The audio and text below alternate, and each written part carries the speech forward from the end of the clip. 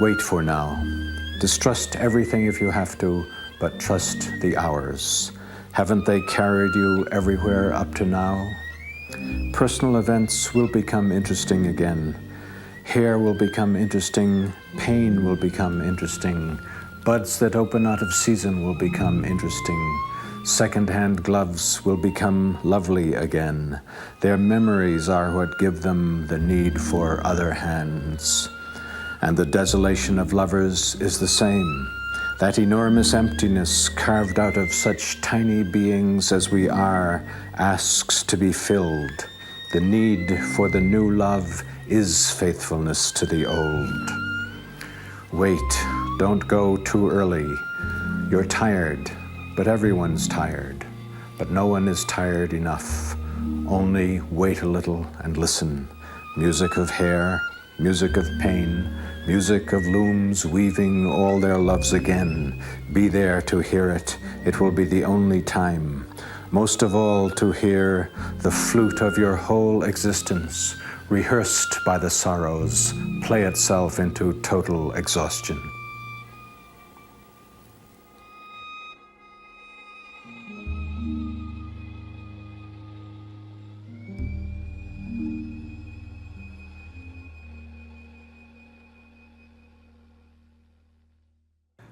Welcome back to Total Exhaustion on Delirious XMU.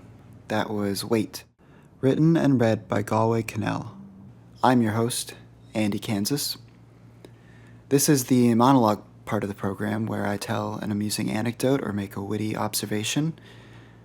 I don't have any of those tonight, so I thought I'd check in with the ghost who's been haunting the Delirious XMU studio for several years now. John? John, you there? Have you drifted off into the next realm? No, I'm still here. I'm so relieved. Still perched atop this mortal coil, like one of those playground rides. The one with the little horse that bounces this way and that. I remember those. What a blast. So what you been up to lately, John? Oh, you know me, Andy. Just collecting Pokemon cards and eating Fritos. Other chip brands are available. Not when you're a ghost, Andy. Oh, no? Oh, no. There's but one vending machine in all of hell, and it's only Fritos. Huh. Just Fritos. Mm-hmm. Well, there are Doritos, too, but in Ghost World, all Doritos are rectangles. Rectangles. Fascinating. Mm-hmm. Yes, and no one eats them because they remind us of tombstones. Huh. We've got enough on our minds already. We oughtn't to be reminded of death. That is so fair, John. Thank you for sharing. I had no idea. Absolutely. Well, stay tuned, because Claudius Ptolemy will be on the line from Alexandria, Egypt, for a quick interview and Q&A sesh. We would love for you to call in. But first, a track by Moom off their 2002 record, Finally We Are No One, a record they wrote in a remote Icelandic lighthouse.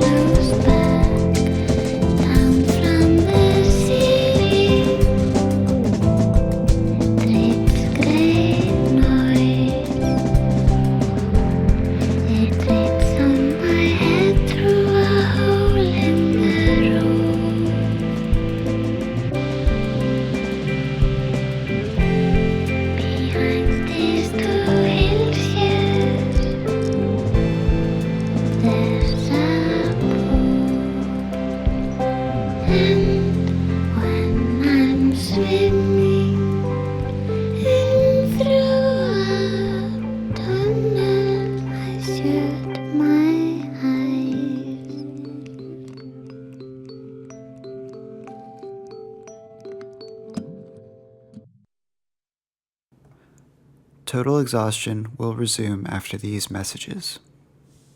Right, here's the story. I had a long night in the box. I flipped the ceiling to hang upside down. You know, my bed after all. Don't get it twisted. But I just couldn't fall asleep.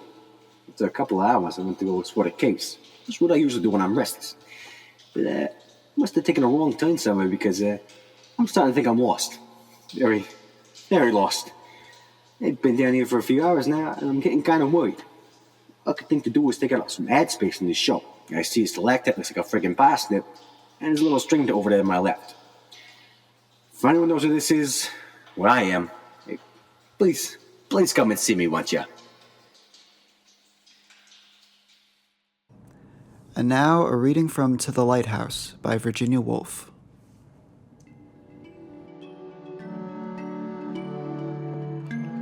But what, after all, is one night? A short space, especially when the darkness dims so soon, and so soon a bird sings, a cock crows, or a faint green quickens, like a turning leaf in the hollow of the wave.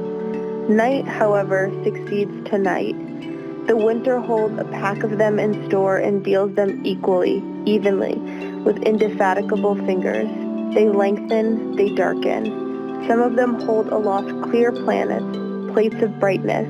The autumn trees, ravished as they are, take on the flash of tattered flags kindling in the gloom of cold cathedral caves, where gold letters on marble pages describe death in battle and how bones bleach and burn far away in Indian sands.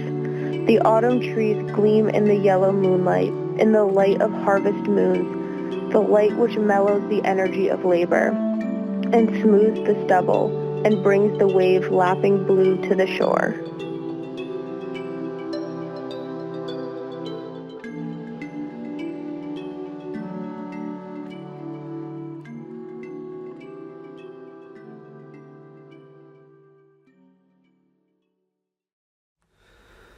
Tomorrow I'll be quicker. I'll stare into the strobe light flicker and afloat I'll stay. But I'm quite alright hiding today. Tomorrow I'll be faster. I'll catch what I've been chasing after and have time to play. But I'm quite alright hiding today. And I will play the coconut shy and win a prize even if it's rigged. I won't know when to stop, and you can leave off my lid, and I won't even lose my fizz. I'll be the polka dots tied. I'll know the way back if you know the way. But if you are, I am quite alright hiding today.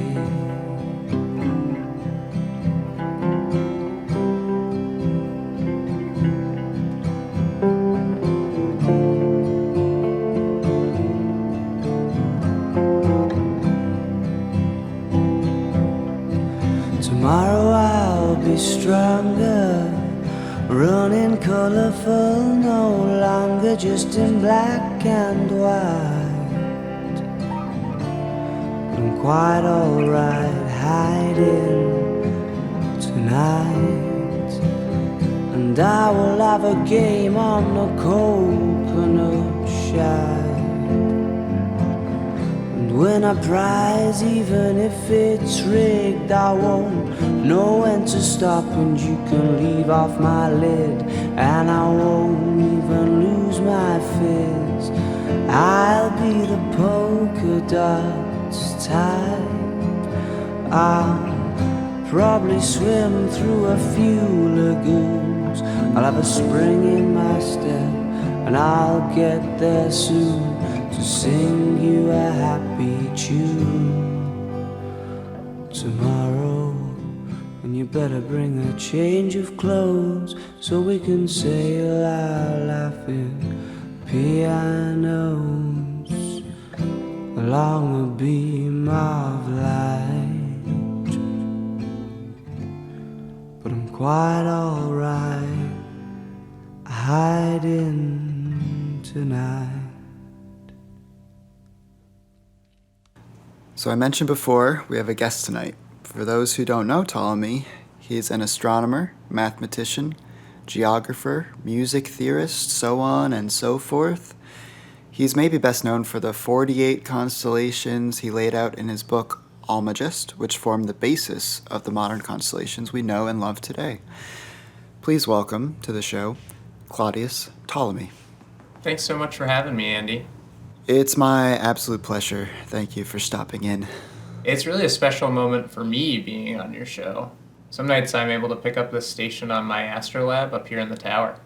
Wow, I mean, Alexandria, where you live, is such a cultural behemoth. I'm flattered that you would take the time to listen with so much else you could be doing.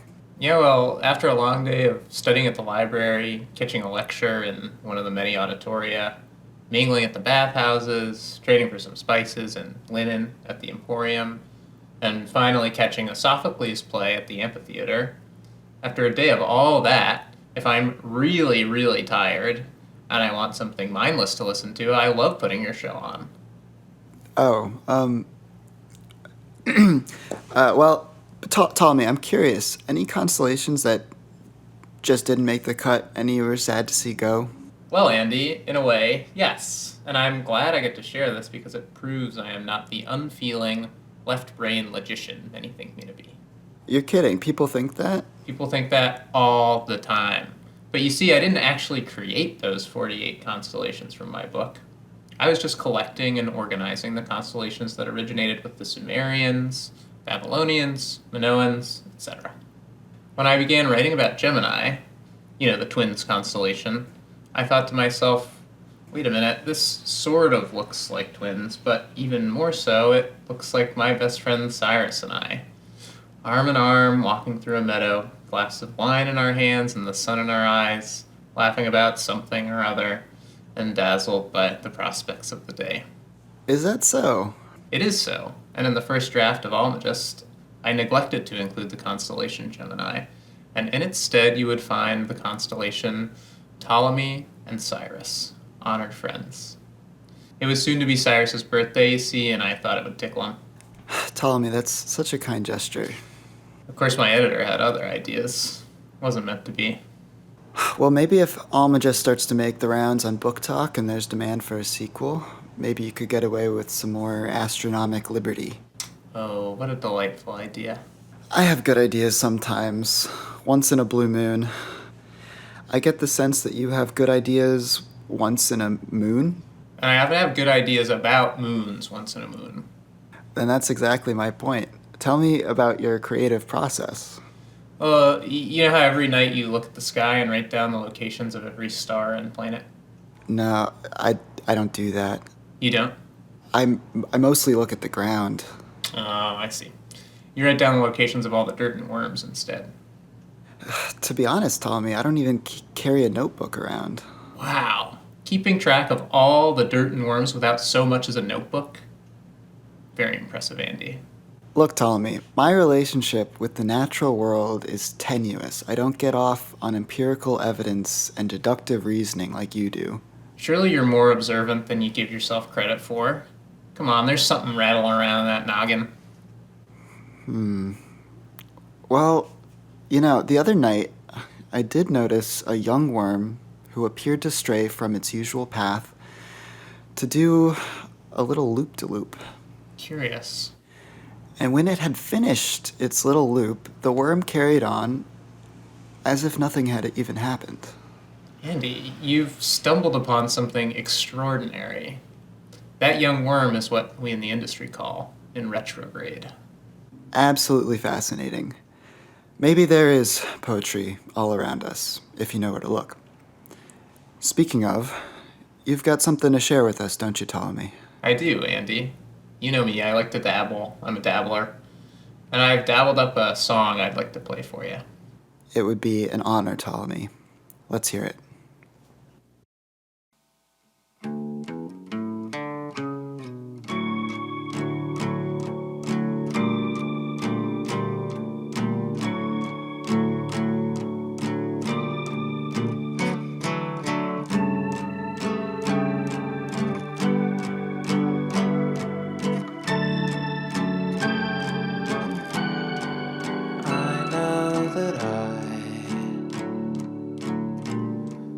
That I am mortal,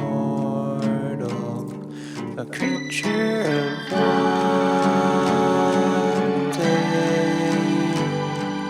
one day, but if my mind follows the winding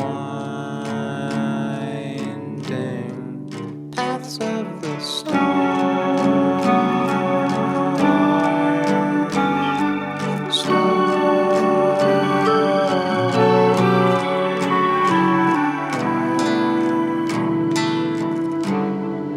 then my feet no longer rest on earth, standing by Zeus.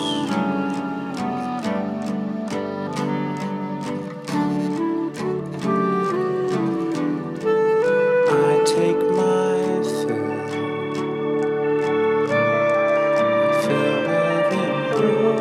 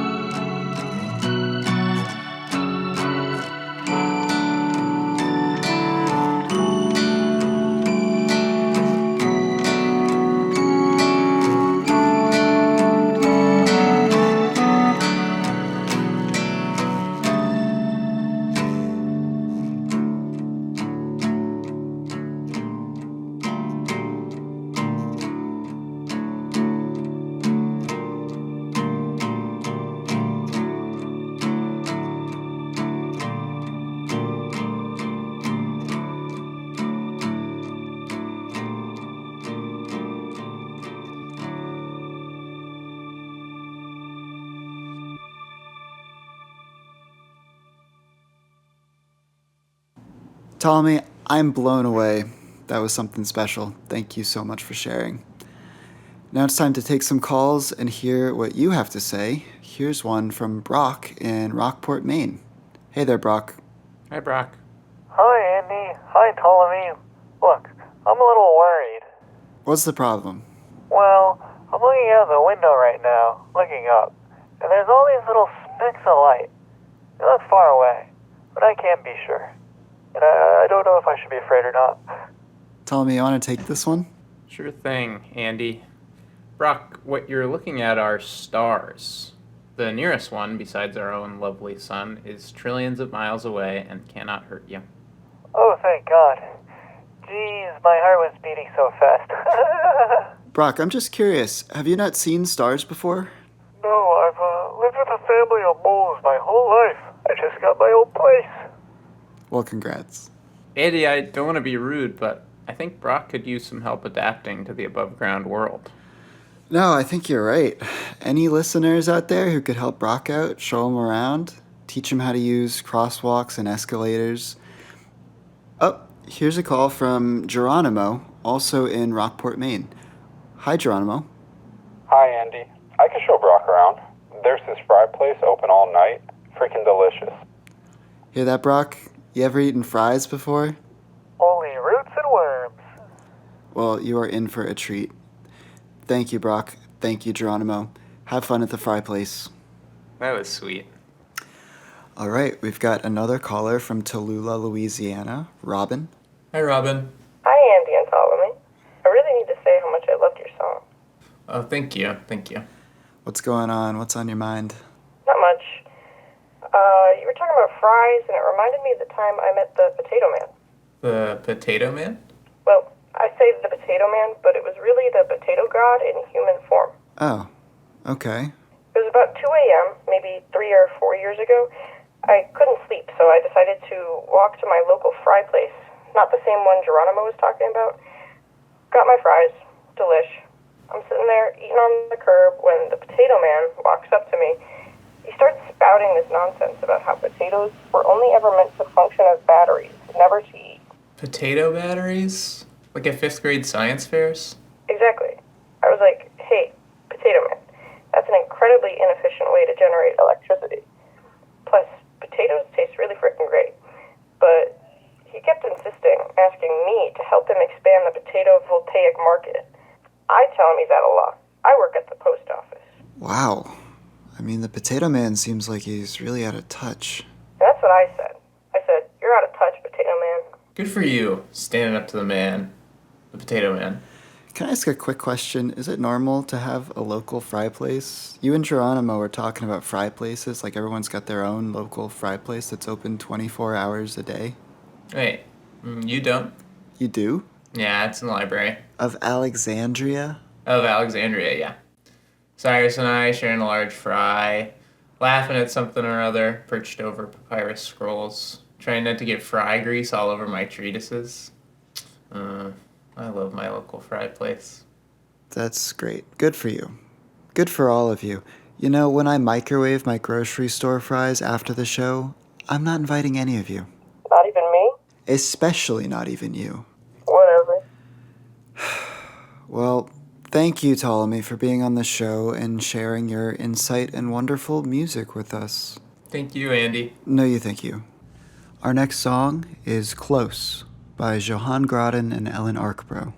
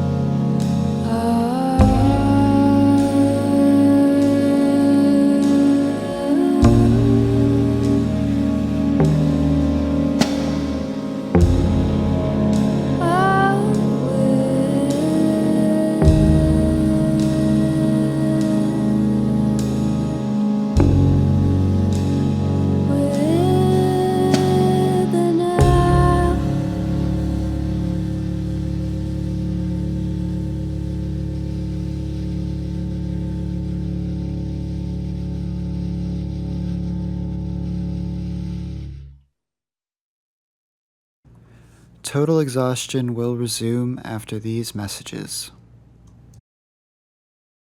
37 mushrooms, 38 mushrooms, 39 mushrooms. Oh, hey, it's me, the bat. I still the bat, and I still lost. Trying to count friggin' mushrooms to help my sanity. I'm coming down with a cave madness. You might be asking yourself, how can a friggin' bat be coming down with cave madness? Ain't bats in caves like friggin' peas in a pod? Nope. Not this bat. Not this bat at all. God damn it, I lost count. 1 mushrooms, 2 mushrooms, 3 mushrooms, 4 mushrooms. Okay, it's that time of the night, weather report. In keeping with the astronomy theme from earlier, I've sent my weather correspondent, Scary Mary, on location to the surface of the moon. Before we get to the weather, though, Mary, you're a ghost. I should ask, do you happen to know John? I'm familiar with John. Oh yeah? Float in the same circles? We go to the same Pokemon club. I don't want to point any fingers, but the last time I went to the Pokemon club, I left to get some Fritos. And when I came back, all of my Oddish cards were gone. All gone. My deck was empty of Oddish. How many were there supposed to be? 4. Well, that's too many, right? For one deck? Hello, Andy. I would like to call in.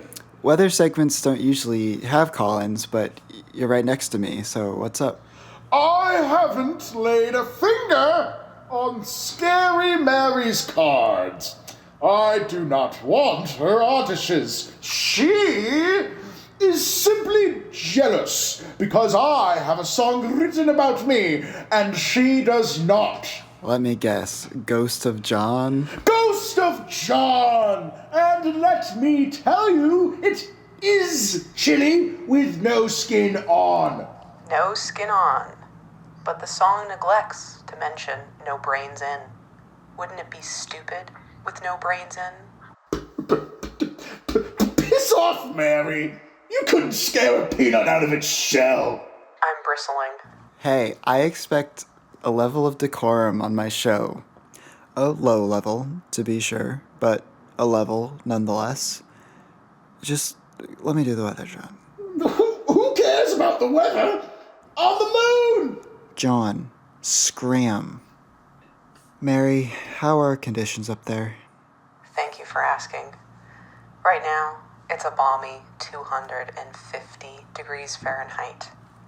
The sky is black. 0% humidity. Solar winds are blowing at 11 million miles per hour. All right, Mary, any final thoughts? It's nice up here. Well, thanks, Mary, for the weather report. We'll check in with you again, and, Mary, what's that noise? Those are the moon folk. They've been bothering me since I got up here. What do they want? They want to do a tiny desk concert. Well, that's not gonna happen. They say they have the cultural capital. I really don't think they do. They just handed me a mixtape. This is normally where I would cut to commercial, but I just received word that the bat from earlier found their way out of the cave and is now eating at their local fry place. Oh, that's great. They were our only sponsor. We need to pad this episode somehow, so Mary, why don't you email me that mixtape? Here's some, I guess, moon music? Oh boy.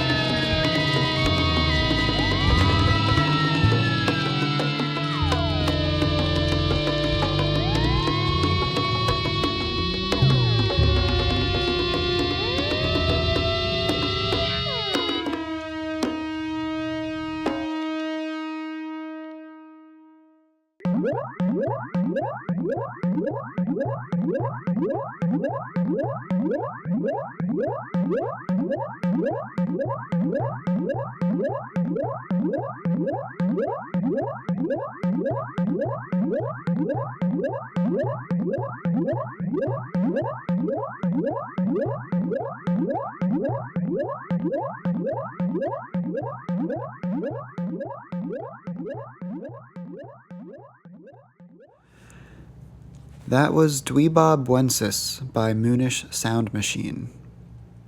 Wild stuff. Mary, maybe they'll write a song about you next time. Anyway, that's all we've got for tonight. Thank you for listening. Now that we've reached the end of the program, I think it's fitting to have Alex G play us out with Waiting for You, because I'll be waiting for you to tune back in to Total Exhaustion on Delirious XMU. Have a good night.